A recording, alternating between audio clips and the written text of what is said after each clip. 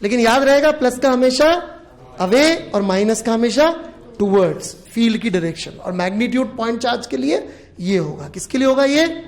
Point charge के लिए ये मैग्नीट्यूड होगा, only for point charge. This is the magnitude of field for a point charge. ठीक है, ओके। और एक और लॉ होता है वैसे तो इनके अलावा, ये जो 4 मैंने लिखे थे, एक और लॉ होता है जो फेरेडे की बात को और ब्यूटीफुली प्रेजेंट करता है। वो बोलता है कि ई और बी की फील्ड की प्रेजेंस में चार्ज जो फोर्स एक्सपीरियंस करेगा वो ये है। आप यहां पे हो सकता है मुझसे पूछे, सर ये क्या फेमस चीज है? ये जब चार्ज चलेगा तब ये स्टोरी आएगी, अभी चार्ज चलेगा नहीं, तो ये वाली स्टोरी को हम फिलहाल इग्नोर कर सकते हैं, लेकिन भूलना नहीं है। क्यों? क्योंकि ये भी इलेक्ट्रोमैग्नेटिज्म का ही पार्ट है। ओके, तो इसको भूलना नहीं है, ये चार्ज चलेगा तब आएगा ये वाला हिस्सा। ऑलराइट, अभी चूंकि नहीं चल रहा है इसलिए हम उसको इग्नोर करके, इसका नाम है लॉरेंस फोर्स लॉ वगैरह, आप टेंशन मत लीजिए, लिखेंगे नहीं तो भी काम चल जाएगा, इसकी कोई जरूरत नहीं पड़ रही है आज। All I am saying is कि यदि मुझे, मेरे बात कंप्लीट हो जाए लॉजिक, यदि मुझे ये जानना है चार्ज Q2 पर चार्ज Q1 की वजह से कितना फोर्स लगा, तो हमारा ये लॉ कहता है कि ये आंसर आएगा, which if you put it again you will get essentially same answer जो कूलम ने भी बेचारे ने दिया था, लेकिन उसकी इज्जत नहीं करते लोग, और जिसने ये बोला उसकी इज्जत करते हैं। क्यों? मैं उस पर भी आऊंगा। यही तो आ गया आंसर, नहीं आया क्या? यही कूलम से आया था, यही हमारा भी आ रहा है इससे कि, लेकिन हमारा थॉट क्या है? Q1 ने ये फील्ड प्रोड्यूस करी, Q2 ने बाय दिस लॉ ये फोर्स एक्सपीरियंस किया, and this is the force experience by charge 2 due to charge 1। Story over. और कूलम ने क्या बोला कि 2-1 पे ये फोर्स 1-2 पे ये फोर्स लगाता है, जबकि फेरेडे ने बोला नहीं, 1 फील्ड प्रोड्यूस करता है और 2 उस फील्ड से इंटरैक्ट करता है थ्रू दिस लॉ। बस इतना से अंतर है, लेकिन अंतर बस ये आ जाता है कि ये फील्ड एक रियल क्वांटिटी है जो सच्ची मुच्ची में एग्जिस्ट करती है। बढ़ू मैं आगे, so I'll read it for you. You may wonder why the notion of electric field has been introduced here at all. After all, for any system of charges, the measurable quantity is the force on a charge, which can be directly determined using Coulomb's law and the superposition principle. ये मैं बाद में बता दूंगा superposition principle. Why they introduced this intermediate quantity called the electric field? ये भी देखिए question की भाषा में बात करती है कि कोई अच्छा बच्चा होता तो उसको ये डाउट आता। Okay. For electrostatics, the concept of electric field is convenient, but not really necessary. सही बोल रहा है, convenient है कि भाई फील्ड निकाल के रख ली, दूसरा चार्ज आएगा, उससे मल्टीप्लाई करके जल्दी जल्दी अपन फोर्स निकाल लेंगे। कोई भी चार्ज आ जाएगा, उस पर फोर्स निकालना है, फील्ड से मल्टीप्लाई कर लेंगे, आंसर आ जाएगा, फील्ड के फॉर्मूले याद रख लेंगे। नहीं समझ में आई बात। इनफैक्ट कई बार फील्ड को लोग पढ़ाई ऐसे देते कि it is force per unit charge. No, it is not force per unit charge. That is wrong way of thinking about field. That is how you measure it. Measuring does not define what a quantity is. हम thermometer में पारा कितने ऊपर गया उससे temperature नापते हैं, तो टेम्परेचर हाइट को रिप्रेजेंट नहीं करता है। नहीं है मेरी बात समझ में? Temperature is not representing height, वो तो नापने का तरीका है। Field is field and it is cause of force. Force field से आता है, हम भले ही फील्ड को फोर्स पर यूनिट चार्ज कहेंगे। फोर्स पर यूनिट चार्ज हो जाएगा ना बच्चों, दिख रहा है ना सबको फोर्स पर यूनिट चार्ज।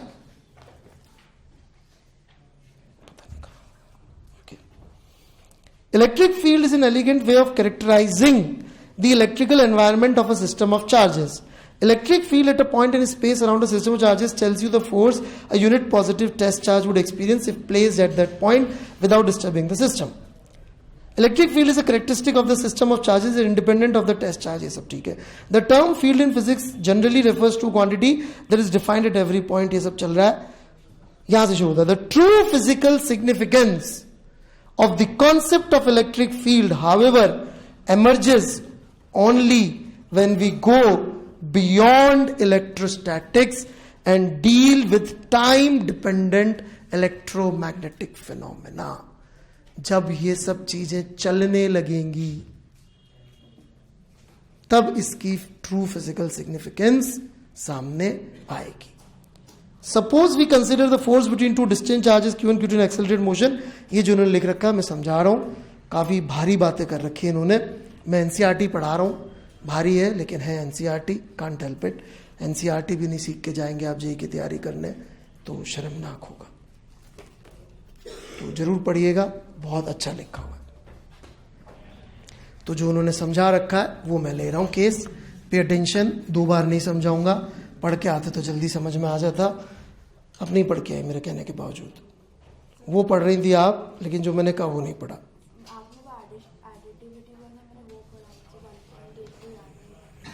लिखती नहीं आप. लेट्स से ये एक चार्ज है, इसको मैंने पकड़ के रखा हुआ है, चिपका दिया. ये एक दूसरा चार्ज है जो चल रहा है. ठीक है. कूलम के हिसाब से पूछेंगे कि बताइए 1 पर 2 की वजह से कितना फोर्स लग रहा है, बोलेगा ये. कूलम से पूछेंगे बताइए 2 के ऊपर 1 की वजह से फोर्स कितना लग रहा है, बोलेगा ये. मैग्नीट्यूड उड़ा देते हैं फिलहाल. राइट. आप बोले सर फर्स्ट क्लास है, न्यूटन थर्ड लॉ भी फॉलो हो रहा है, मस्त, मजा आ गया. Okay. Magnitude equal, direction opposite, सब फॉलो हो रहा है. Newton third law fundamental law नहीं है फिजिक्स का. रियली नहीं है. It is going to fail right now. अभी का भी फेल होने वाला है. प्रॉब्लम यह है इसमें, Q1 और Q2 के बीच में अभी दूरी R है. यदि हम फील्ड के कॉन्सेप्ट से चले तो जहां Q2 है वहां पर Q1 की वजह से फील्ड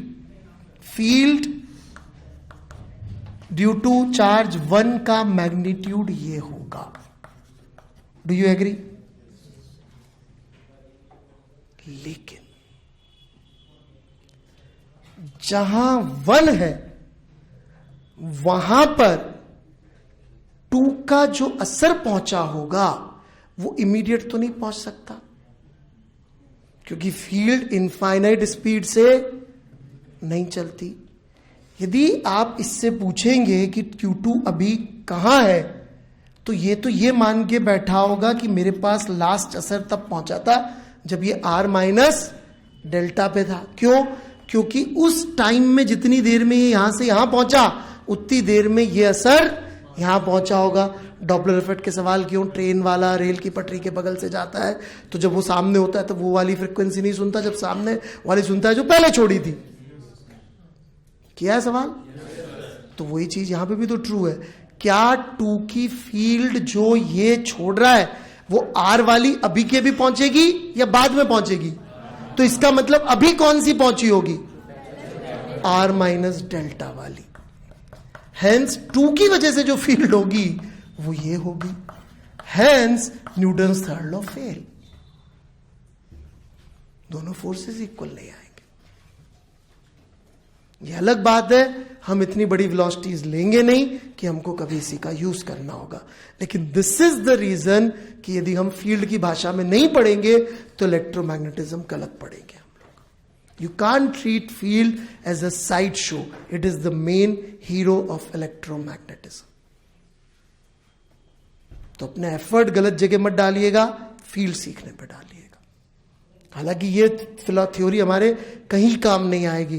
किसी भी सवाल में थ्योरी आपको यूज नहीं करनी है, न यूज करने की जरूरत पड़ेगी, न करनी है न जरूरत पड़ेगी. मैं क्लियरली बोल रहा हूं.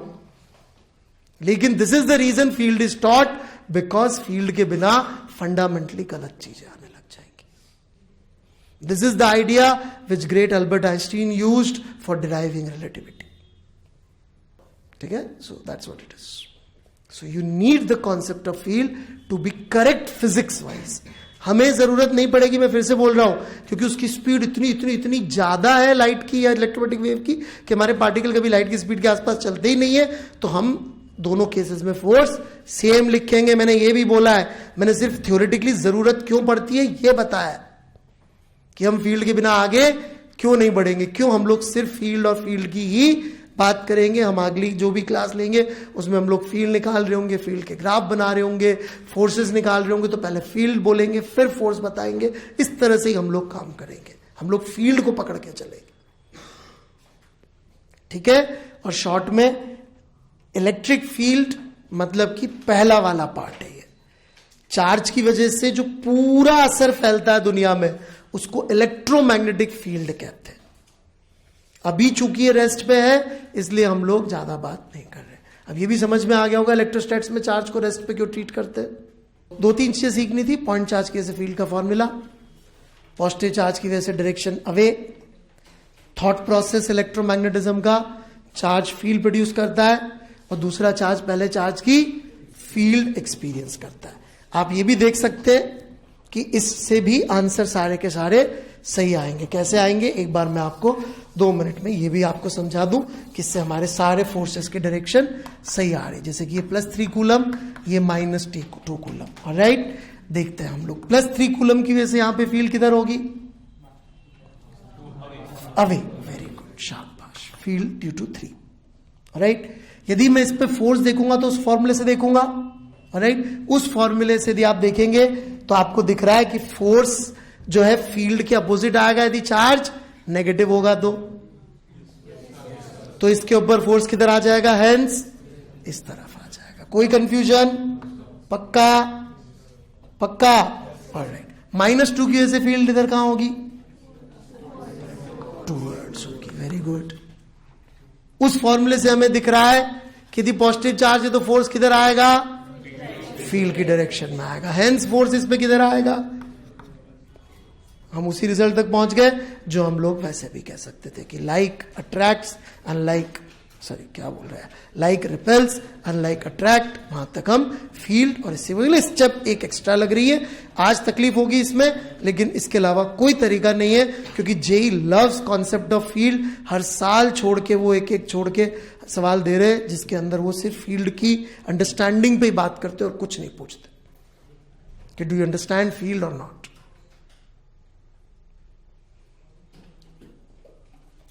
फिर से समझाऊं. ये +3 इसकी वजह से दुनिया में कहीं पे भी फील्ड बना लीजिए. कैसी बनेगी? Away away away away away away.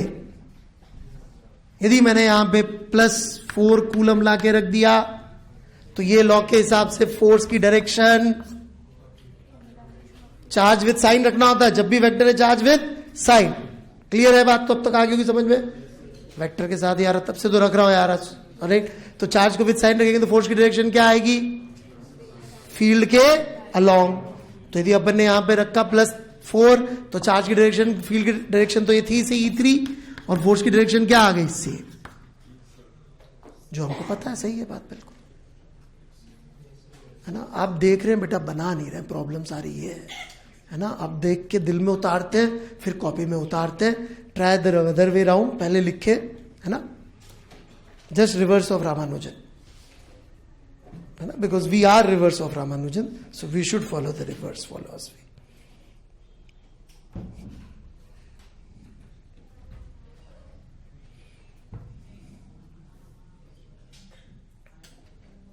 ये -2 कूलम, इसकी वजह से फील्ड बनाई अपन ने. कैसी बनेगी? है ना, कोई साइन की जरूरत नहीं है कहीं पे भी, सब जगह टूवर्ड्स. अब मैंने यहां पे एक चार्ज रख दिया -3 कूलम. ये फील्ड है, फोर्स नहीं है. फील्ड ऊपर है लेकिन चार्ज क्या है? नेगेटिव. नेगेटिव है तो फोर्स अपोजिट हो जाएगा. बस सिंपल सा रूल है. पॉजिटिव चार्ज पे फोर्स फील्ड के अलोंग, नेगेटिव चार्ज पे फील्ड के अपोजिट. वो लिखा हुआ वहां पे, मैंने कुछ नहीं किया, उसमें फॉर्मूला लिखा हुआ.